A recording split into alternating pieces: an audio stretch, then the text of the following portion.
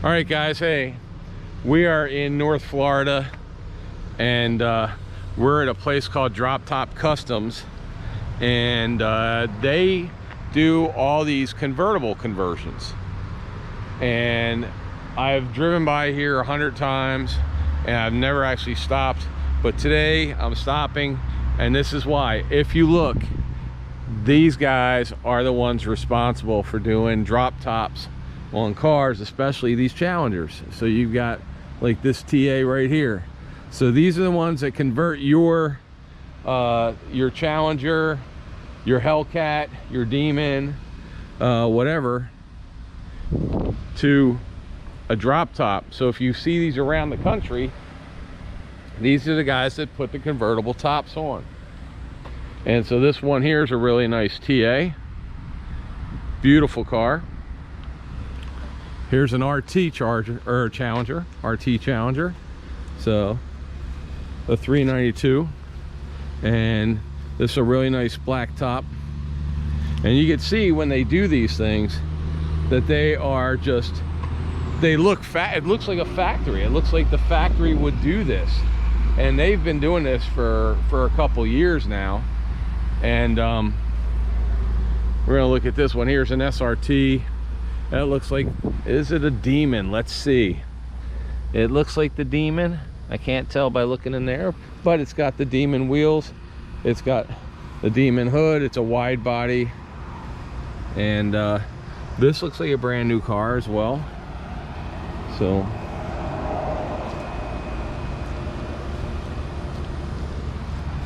and right here, so it shows SRT, and then it says Drop Top Customs Convertible Builders. So that's how you can tell it's one of theirs. But that's a wide body right there. Is this the Hellcat? It looks like the Hellcat. I don't see the Demon logo on there. That's a Hellcat. So we got a Hellcat there. And then what really brought me to look at these guys, honestly, was every now and again when I would drive by, they would have this lot, and I would drive by in the morning and I would see a bunch of these Mopars out here, and then by the time I drove by in the afternoon, they were gone. So now this is, so we kind of compare here. So right here you've got a 392 standard Challenger,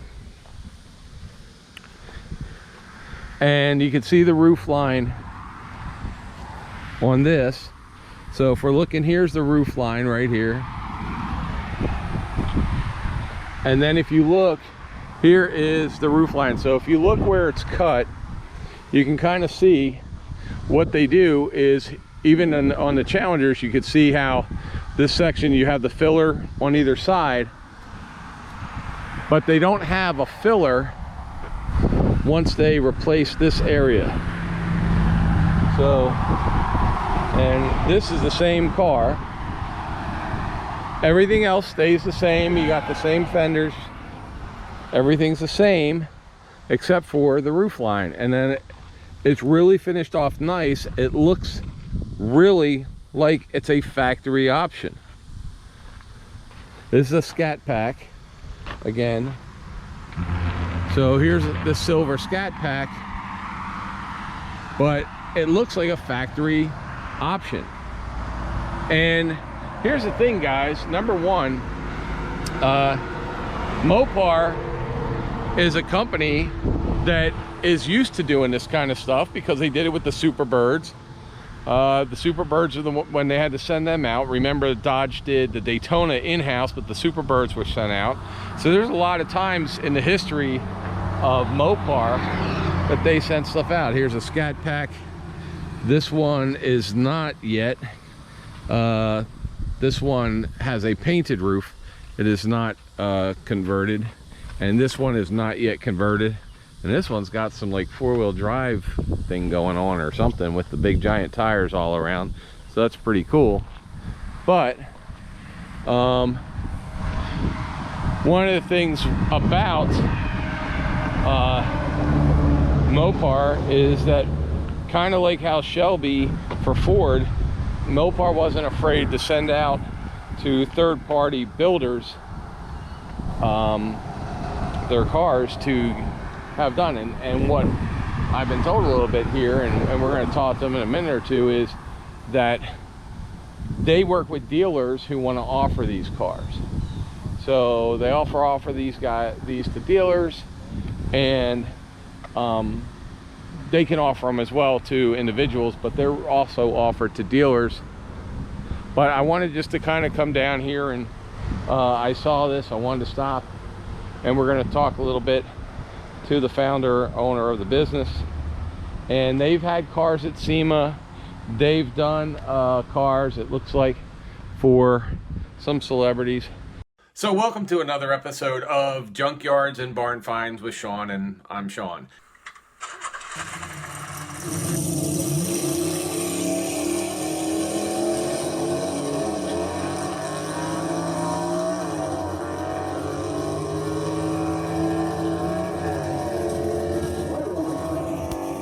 But there's at least right now 1, 2, 3, 4, there's about 6 or 7 cars that are being done in the shop right now. And this is what they do, guys.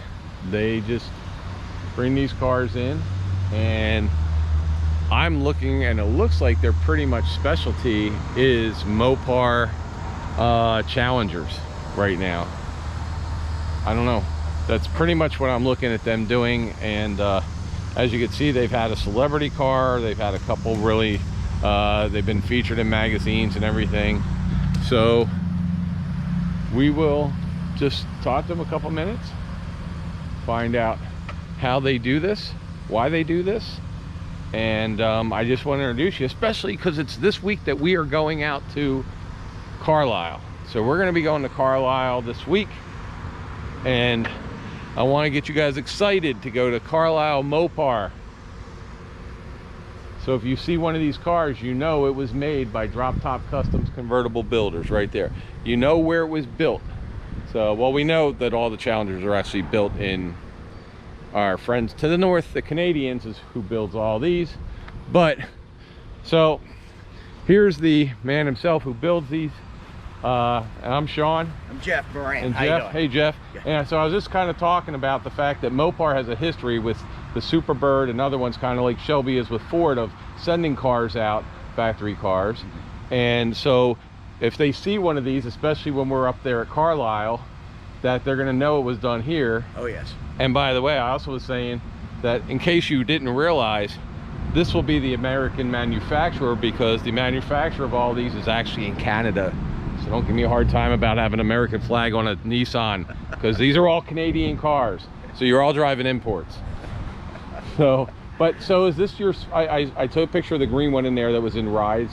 Yes. And you've had cars. It was actually the very first car that we did. I did that in conjunction with Ralph Giles, the designer of this car. Okay. So that was a pre-production car back in '08. That, were they thinking of making a convertible at that? They've always wanted to, but they just can't make a business case for it. Okay. You have to do so many for so many years just to break even, and it's very difficult for them to do, and they just couldn't make a business case for it. So Ralph sent that one and about 3 other bodies in white down back in the beginning of '08, and I did the design work for him, and then we brought that car to SEMA and wound up winning the Design Excellence Award from Chrysler for that car. Wow. Now I have a question, because the rules changed a little bit. I think it was earlier this year or late last year, where before, you know, like AC Cobras were always kit cars. You couldn't sell more than one at a time, because they didn't have, you couldn't be a small manufacturer without going through all the crash testing and everything. Does that something with you guys now? Because I don't know if you consider yourselves a manufacturer. Well, we are aftermarket, and we can do as many as 4,999 now, right? With the new rule came out, so that you guys actually, these could be feasible for you to actually make them on a larger scale instead of just a one-on-one, right? Absolutely. So, and as they're starting to wrap this up, we're going to see a lot more retail business. You know, people love these cars. You know, it's not a car that gets traded in and traded out. Right. They keep them, they make them their own. You know, well, Mopar guys, and like if I have a Mopar on and I'll say this is a perfectly done car, they're like, no, the third bolt from the left is turned half a quarter. Oh, yeah, I don't get that from the Ford or the Chevy or GM guys. Mopar guys, they know exactly. So, you know, even when this car does come to the end of a very, very successful run, we're going to have a lot more of these doing what we call retail business. Right. So everyone can know that, hey, all you got to do, you ship your car to me, I'll take great care of it, we'll build it, you'll have a convertible in a couple of weeks, ship it back to So that was my other question, because you, when I was speaking to somebody inside before I got to talk to you, they said you work with a lot of dealers. So some of these cars are cars that were never titled that you're doing for a dealer, right? Yes. Or they have somebody who some bought are from sold them. orders, some are that they're just doing for their showroom. Right, like Yanko used to do. He would build a car for the showroom or something. And so it fluctuates. Just depends on availability, things like that. But we do. But people can come to you though. Absolutely. That's like Yes. is your bread and butter people coming to you and saying, I want my car done up? It fluctuates. Okay. A lot of that has to do is when a car is available. When a dealer can't get a car, they're coming close to the end of a model year. They don't want to do a 21 when the 22s are coming out. Right. So I'll have times where I fluctuate, and I'll do less dealer business, more retail business. But we are always open to the public. We take photographs of your car during the build, Right. so you can see exactly where you're at in the process. And most of these guys keep scrapbooks of their cars, Right. of the build, Now- and go all the way through the process. Now the other thing, which I think maybe answered the question that I had, was, you know, obviously now when people buy the number 7 this or the number 2 this that was manufactured just to put in a garage and store away forever. Like I said, I was just at Wellborn Museum, and all his stuff is just crazy. Right. Somebody bought, put away, put 8 miles on it in 50 years. So with these, especially now that we have 1,000 horsepower Hell Demons and all this stuff coming out, and people are trying to get that, like the Accidental at the Wellborn Museum, they have the Cuda that has all black. It's a convertible, but it has a white billboard, and it was one of one. He just got it. Right. And it's worth like well over $1 million, because it was just an accident. Nobody could plan that you would be the only person that ordered a white billboard with a black interior thing. So on here, when you guys have guys that bring like their Demons and stuff, because you worked with the manufacturer at the beginning, like you said with SEMA, it's not something that probably will deter the value of something. Oh no, and history is the best predictor of the future, and these cars hold their value extremely well. You can go on it and track these cars, that the few that do come for sale, they sell very well. So we had always, when we did all the Eldorados and that over the years, we did well because the car would depreciate at the same rate or slower than the car. Right. That's not the case These with are these. appreciating. These are appreciating. So, but we keep our pricing consistent. Right. We've had one price increase since 2008, and we've only gone up $1,000. Now, are these the only bodies that you do right at presently? Right now it is, yes. Okay. So we have plans to do the replacement in 24 or 25 when that comes out. Okay. Because it will be a 2-door, and it lends itself to doing this. Now the other question I have, only because we were just in, literally 24 hours ago, I was looking at a 72 Cuda in a barn, and the vinyl roof had actually eaten through, like nobody took the vinyl roof. You know what happens there, the roof rots away. The rest of the car is good with that, and it's a unibody. But if, say, somebody has that car, now it's a 318 car and it was an automatic, so it's not. But if somebody had something, and we found, because we do barn finds around the country, if we find a TA or we find a Hemi car that instead of putting a donor roof on, do you guys have the ability to put a convertible roof on that? And I'm not talking financially, I'm just talking. On the older ones? Yeah. That's just not something I do. Okay, so everything that we do here is, if you look at the roof line, Right. It's the same as the hardtop. That's what I was just showing up there, because Right, you have so- 2 parked right next to So you. what we do is everything is designed and built right here Okay. in-house. There's other guys that have attempted to do convertibles, Right. and they'll take a top off another car and try to make it fit. Right. That's not what we do. You did We engineering. do it engineering, go from the ground up, so it has the same roof line as the factory car. So because it really does, when you, like we were looking at that blue one and the white one over there, both the same, I believe they're the same model cars. Yes. And the only thing I noticed was on the front here, where you have the channels on the original ones. Now, do you rebuild this piece, or do you just we reinforce that entire header when we build this as a convertible. Not only do we reinforce the header, we put gussets down at the bottom of the A-post to keep that strong. We'll put we have 1/4-inch steel that goes inside that header before our sheet metal plate goes on top.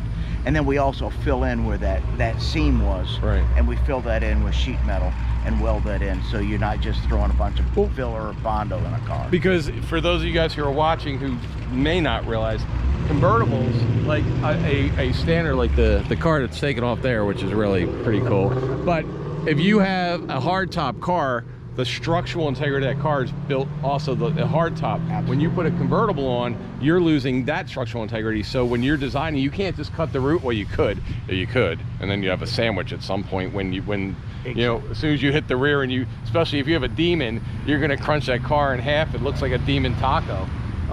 But this one, you guys, because you did it the right way with the manufacturer, you know where all the structural points are that need to be held so the car can hold its power. What we actually do is we put a full understructure in this car. Okay. All right, we have 1x2 rectangular tubing that goes across, runs from wheel well to wheel well. We go across the car. We brace diagonally. We have a 1/8-inch plate that goes underneath here. We put a lot of design and a lot of work into that. We actually went to Roush Engineering that does all the NVH testing, the noise, vibration, harshness testing for the big three. And the president of Dodge asked me to go and see how they stacked up against the Camaro and Mustang convertibles. So we did that. We went on the exact same course, same day, and we were as good or better than the factory convertibles. And that just comes with years of learning, years of experience, and going through and doing our own testing. We have these cars on racetracks across the country. I did one for Richard Petty, who was on every NASCAR track in the country. For 2 years, they took that thing on tour. So, and this car is back in for repair. And that's the wide body version. Yeah, this is actually the first wide body Hellcat built. Okay. This car belongs to a man named Brian Harlow, who is in charge of production for Dodge for all of North America. So as his retirement gift, his wife bought him this car, and he sent it. He was sitting at a table, and Ralph Gilles, the head designer, says, "Hey Brian, if you're gonna do this thing, really make it special. Call my buddy Jeff Moran down at Drop Top Customs, and he'll make it a convertible for you." So this one, we have footage of this. As soon as I delivered this on the race course called the Firm up here. We backed it out of the trailer. We had 4 drones in the air, cameras all over the place. I took my Corvette, my Z06, because I wasn't going to let him just have a run. So he took this car on that track, and I thought I could get him. I mean, I built this vet, and I was kind of proud of it. He spanked me. Wow. It was absolutely embarrassing. He came out of the curves. He was hitting 165 in the straightaways. And when he gets out of this, he goes, "Jeff, this thing is every bit as good or better than the factory hardtop." Wow. The weight that we do, when we do add some weight when we build this, is all what we call unsprung weight. It's below the spindles. So we've actually slightly lowered the center of gravity. Think about all this weight up top. And when we remove that, and now we all of our reinforcement is underneath the car. If you really drive this car, you know you get a little bit of wheel hop. You know. We improve that by simply changing the center of gravity and stiffening it. I mentioned Richard Petty. He actually helped me do some of the design work on the understructure, and basically, you know, it's just like, you know, I mean, he actually built those cars back in the day. And it's like, okay, you know, Jeff, kind of go from here to here. I had something, and he just kind of helped me tweak some stuff. Well, I think the Infinity, I basically have a NASCAR frame underneath. The Infinity series, the one right below Cup, was racing these for a couple years. When they first came out. They did that. So yeah, and so Petty Racing had some, and but they're just the coolest thing in the world. And you know, you drive by it, literally, if you look at it, you're like, oh, I didn't know the Challenger came out. I didn't know they came out with them. Well, how many did they make? It's kind of like the guys that make the Cudas out of the Challengers. You know, it's like you look at them and you're like, they look, so, but so our whole goal is to make this look like it came from the factory. We're called Drop Top Customs, but custom is kind of misleading. Right. I want this car to look like it rolled off the factory, just like this. Well, I think it does. And you guys have do you have a YouTube channel? Do you have a website? Website is it's simple, droptopcustoms.com. Drop Top Customs. So if you got, now is that video up on that? I think some of that video is up there. We've done a couple shows. Okay. But you know, I've filmed, I've done West Coast Custom, the Street Custom show. Right. Back in '09, I built some of them out there. Okay. You'll see I did a T-top Trans Am for Paul Tuttle for American Choppers. Right. So we've done quite a few. So few you've done of a couple of those, that cool stuff. But this is what we love. Love being able to take these cars because people just love them. I mean, this isn't a car to most of the people that drive a Challenger. It just has some. Well, they were like having a classic car brand new. It was all the people that couldn't afford one. Like me. Exactly. I'm 55 years old. I wish, I'm a Chevelle guy. I wish they came out with like a 70 Chevelle retro. Yes. Because I would own it in a heartbeat. I've owned the Mustang. I had an S197 Mustang that I raced SCCA. So yeah. So, but yeah, the Mopar guys. I'm wondering. It's the ones that either couldn't afford it when they were a kid, or we were too young, and now they can. Yeah.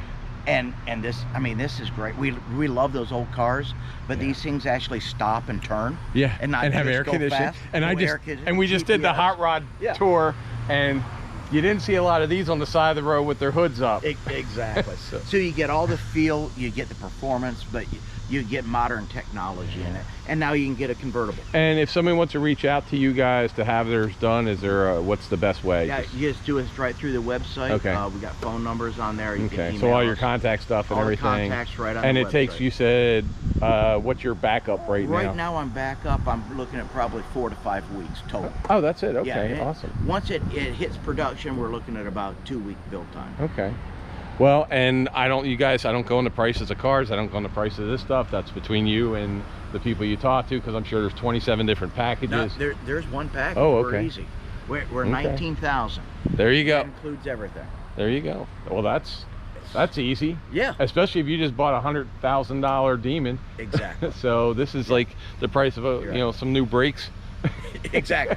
When you're spending over $5,000 for a set of brakes. Yeah. Right. Yeah. So well, it's not bad. Dude, thank you so much for All talking. Right. I know I just showed up here unexpectedly. He was in a meeting. He dropped the meeting. He came out for you guys. So check it out. Go to the website. Check it out. If you are interested, and I know there's got to be at least some of you are, then call the man and order them. I mean, I couldn't tell you the difference. We've looked at them, the ones we have here. The shop is clean. I've been driving by here a year because we have some problems. Yeah, we can real quick. Let's do that real quick. So, because we've been driving past here, like I said, for a year and a half, and I always saw the cars. All right, so we're in the shop here, and you can. These are in here getting ready for the top. You'll see we have a padded headliner, so when you sit inside this car, it looks completely like a hard top. Is it glass in the back or the really cool thing, if you have a Challenger, you know that little quarter window is fixed. These are power quarter windows. Oh, nice. And they're true hardtop style. You can have the top up and all 4 windows down if you want. Wow. So we add power quarter windows, a heated rear glass, you know, with your defroster, padded headliner, so you've got 3 layers, so you're very well insulated. The way we design it, it's actually like a little umbrella, so you do not get leaks. You can see the top comes over the window, but you've got those great jump up windows. Right. So not only do we seal the top and all 3 sides around that rubber, we also have a built-in umbrella, so they're extremely watertight. Wow. So and you can kind of see that. Now, is there colors available, or right now we're just in black? There are colors available. Okay. I see that one out there. That's a 1000. Oh, the white one. White crush. Okay. Which is actually the exact same material they used in the 70s. Oh, wow. So you know So how's that look to it with the plum purple? You go back to retro. This is what you got. So you've got your retro. You've got your old car with new technology. Wow. I mean, same materials, same colors. And they're not just, I mean, obviously, you look at this, they're taking a car, they're doing it the right way, they take their time doing it, everything is done correctly. And anybody who has a 60s or a 70s convertible and looks at the skeleton, you could tell it's a little bit more heavy duty than some rag top from the 60s. Yes. So, and ain't gonna fly open and fly off like they do in the movies. It is not. So, you know, we take pride in doing these. This is without a doubt the most trouble-free car we've ever built. The company was actually started in 1976. We built thousands of cars. We did almost 5,000 Cadillac Eldorados between 92 and 02. That was a good car, but this is without a doubt the most trouble-free car we've ever built. So it was made for it. It was. Well, and that's actually when Ralph came to me back in 08 and sent me that green one that was actually blue at the time. I painted it snakeskin green, kind of throwback to the Viper, because I knew Ralph was a big Viper guy. He says this car wants to be a convertible. Yeah. Well, all I want to do is I want to see a red, white, and blue one like back in the day. That would be cool with the red roll cage in it and stuff. That would be neat. So maybe if you guys put enough views on this, I'll tell you what, if we do 2 million views on this, I will order one. There you go. So and I'll build it for you. And he'll build it. So there you go. Like, so start with one and we'll get up to 2 million views on this video, and then we'll order one. Okay. And we'll follow it through the build. Absolutely. So, yeah, we'll let you film go through the whole process, stripping it down, putting the understructure in, all the way through. So there you go, guys. Now we have a goal. And like I said, man, I appreciate you so much your time. I know they're busy. They're obviously busy. They got all kinds of stuff. Now you just have to come out with a charger, 2-door charger, and then move. That would be cool. Yeah. We'll wait for that. We'll wait for that. All right, man. Okay. Thank you so much for your time. That was cool, guys. So we have a goal, and then we're gonna build one. So all right, thank you guys for watching, and I want to see you at Carlisle in 2 weeks. So if you have one of these cars, I will go ahead and we'll film it. So thank you so much for watching, and here's April. April, should they subscribe to this channel even if they don't like cars today for this one? Probably just for this one.